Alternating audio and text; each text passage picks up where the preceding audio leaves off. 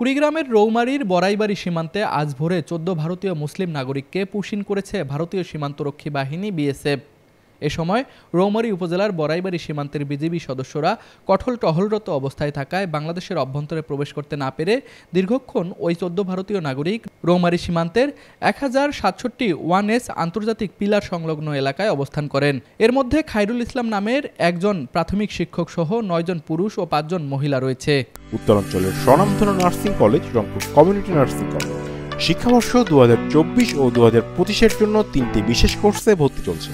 ভর্তির জন্য যোগাযোগ করুন www.rcncbd.com অথবা কল করুন 01708907294। Rangpur community nursing college. জানা যায় এরা সবাই ভারতের মুরগাঁও আসাম জেলার মৃত্তিকার ভিটা থানার বড়বেটা খান্দাপাড়া এলাকার স্থায়ী বাসিন্দা।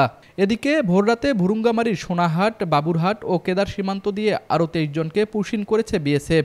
তবে তারা কোন দেশের নাগরিক তা এখনও নিশ্চিত হওয়া যায়নি। সর্বশেষ পাওয়া তথ্য অনুযায়ী রৌমারী ও ভুরুঙ্গামারী দিয়ে পুশিন করা নাগরিকরা এই মুহূর্তে বিজিবি ক্যাম্পে অবস্থান করছেন। বাংলাদেশ সীমান্তরক্ষী বাহিনী পতাকা বৈঠকের জন্য বিএসএফের প্রতি আহ্বান জানাচ্ছে। কুড়িগ্রাম প্রতিনিধি জাহাঙ্গীর আলমের পাঠানো তথ্যচিত্রে তুষার আচার্য, ডেস্ক রিপোর্ট, RCTV।